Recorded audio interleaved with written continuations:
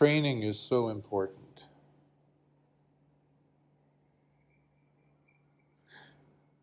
In anything that is worthwhile, training is so important. And training smart, training wisely, intelligently. Not all work or expenditure of energy while doing a type of work is in fact good work.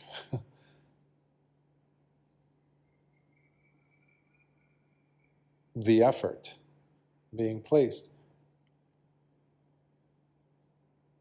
So many people spend so much energy running around or putting a lot of effort in doing something, but things that are not worthwhile, in a sense that they're just going into this hamster wheel and keep toiling away, running and running and running and running. So there's smart work and there's dumb work, or unintelligent, unwise, specifically actually, unwise. And especially when we talk about spiritual training.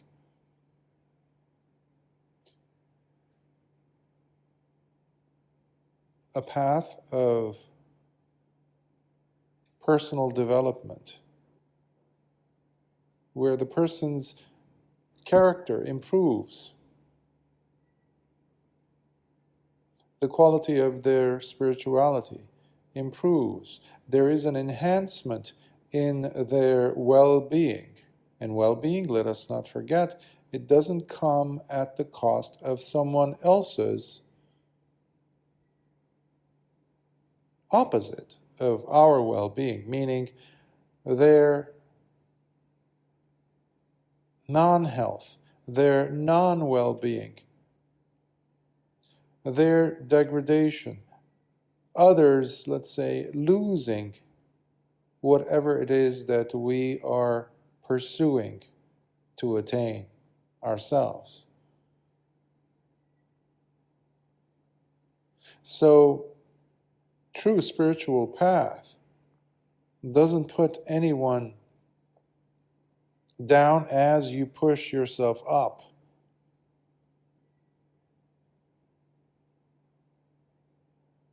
There's a transcendence of one's own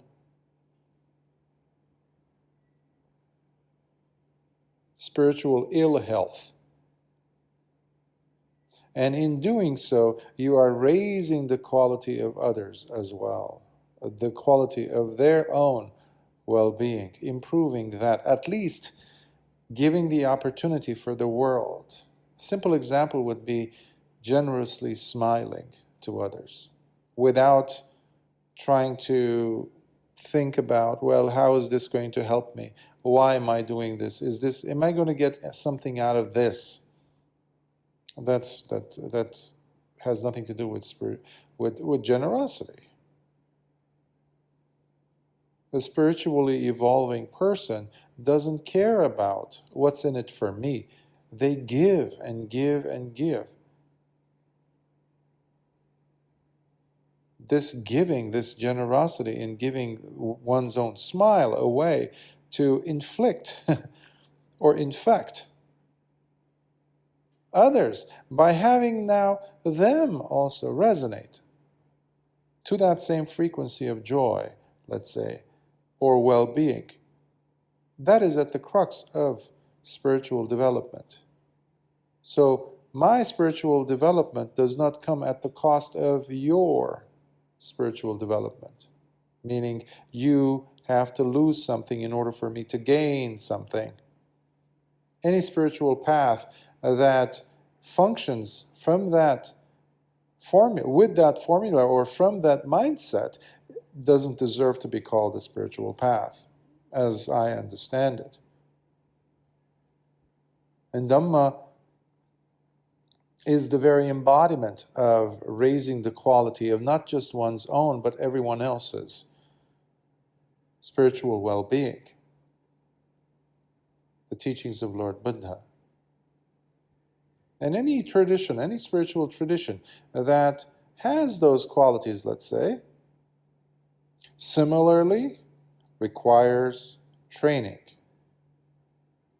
Because this Dhamma and discipline requires us to train ourselves in a disciplined manner, which takes work, which takes effort, smart effort, intelligent effort. This is key, because what I'm noticing at times with individuals is that one goes and dedicates a certain amount of time, let's say a few weeks or a few months, really diligently practicing their sila, their virtue, morality. They're really careful. Similarly, they're careful with their practice of meditation. They're going deep. They're when I say careful, they are meticulous. They are intent on sitting and meditating at least once a day for a certain amount of time, let's say an hour or two, and maintaining that momentum. This is part of the training. But as I was saying, what I've been noticing in people over the years is that there is this tendency to have this invisible but very present timeline that you're working with. This imaginary but very prominent date that, come on, I was supposed to have seen something to reach some state, and it hasn't happened. So, okay, I need to slacken. I need to ease up on my training. Take it easy. Tell that lie. Tell that gossip. Or go ahead and drink. It's just a glass of wine once a week. Come on, it's okay. Or a few beers here and there. I mean, what harm is that going to do? Already, that work that you put in, those few weeks or months, is gone to waste. It's similar to, think of it this way. Imagine there is a treasure that's buried underwater. And it has, the water, the ocean, the sea, is separating people. And it's kind of in the darker waters, so it's not so clear. But anyhow, it's somebody who has been there, who told you about the location of this treasure in the water. They're even standing there in a boat and pointing at it, and you dive. Eventually, you develop more and more faith to go ahead, more conviction, to go deeper and deeper. And you inch your way down. Centimeter by centimeter, you go deeper and deeper. And you go, my hands, I'm reaching and reaching, and I can't touch it. It can't be there. And then what do? You kick your feet, and you come up back to the surface and say, oh, that's the deepest I've gone. Yeah, but when you hold your hand out, do you have any coins, gold coins, treasure, any diamonds, anything that you got out of the treasure chest with you? No. Why? Because you haven't gone deep enough. We don't dive to the treasure chest so that we can say to people, hey, I dove, I went down, I swam this is the depth I went. Okay, fine, but who cares ultimately? What did that spiritual training of yours contribute to you, to your life? So the gauge is always the amount of suffering. Is it reducing or is it increasing in your life? So That's my encouragement for so-called spiritual practitioners, especially those who call themselves Buddhist meditators or Buddhist practitioners. Instead of, waving the flag of this school or that way of thinking, or this is my teacher, that banner, instead of messing around and using such useless methods,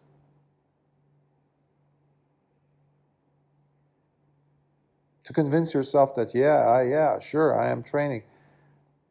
Ask yourself, is your suffering decreasing? And you have to be honest with yourself at least. Has it reduced itself? Has it gone down, the amount of pain I feel, the ill will, the anger, the hatred I would feel? Is it the same as it was yesterday?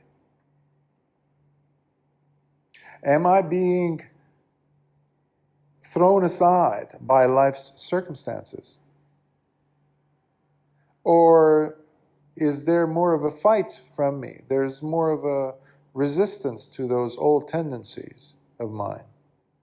Or am I just being toppled over by the tiniest little irritation? All these things are indicating what? If none of those things are happening, that means your spiritual training is really working. You probably are touching and now even are opening the lid off of that treasure chest. You're grabbing hold of those gold coins. I'm using an analogy, of course, of some financial thing, but what I'm referring to, using these examples, is simply to indicate to us the wealth that is waiting as a result of your training. So we don't train simply for training's sake. No, there is a purpose. That's why it is intelligent efforting, intelligent and smart work that we need to do. The evidence of which needs to be the improvement of your own personality, where there is an enrichment, a wealth that was not there before. Wealth of patience, wealth of wisdom, wealth of tranquility of your heart. All of which indicate the reduction of suffering. So training cannot be haphazardly done. It's like, a little bit here, a little bit there, I'll go and sit. No. And then you're basically are only going to get frustrated with the whole process, and many people give up the spiritual training altogether and go after whatever they're mostly familiar with, meaning breaking of sila, breaking of the virtuous path that they have undertaken. And what follows is the same thing that follows a person who's an addict, who goes and says, yes, I'm going to go sober, I'm going to not do this thing, this toxic behavior, I'm going to relinquish it. And they do it for a few days of this and that, but they give up. Because the power, the momentum of the negative, the destructive, is too great. For that, we need training. That's why Lord Buddha gave us the 3 trainings. Sila, which is the development, the training in morality. Your own morality, by the way. 2, the second training, training your mind. That is the meditative practice. These are separate, but they are complementary. They support each other beautifully. They're necessary. Both. And because of that, you develop the wisdom, which is the 3rd training. You go deeper into your thinking, and you start seeing the flaws in your thinking. Your habitual patterns become obvious to you. And it's not you just discovered something and that's it. No, these things unfold into one another. So there's an unlayering. Keep on removing layers and layers and layers, and you go deeper and deeper in your training of understanding of wisdom. Your discernment develops. That's why there is spiritual training. And it's a continuous process. So don't just, put on those laurels of, yeah, I did the crown of laurels, and tell yourself, hey, I sat for this many retreats, or this many hours, or I practiced Sila for 5 weeks, and look at me, and then, yeah, look at you now. You left it. How's that going to change? Is that the gold medal you want to carry and tell people about? I did this course, I did that course. Who cares? Has your ignorance disappeared? Is your suffering less today than they were 5 weeks ago? Only you can answer this. And of course, those around you can attest to it, given your behavior. So training is all about changing all that. And only one person can engage in that training, and that is you.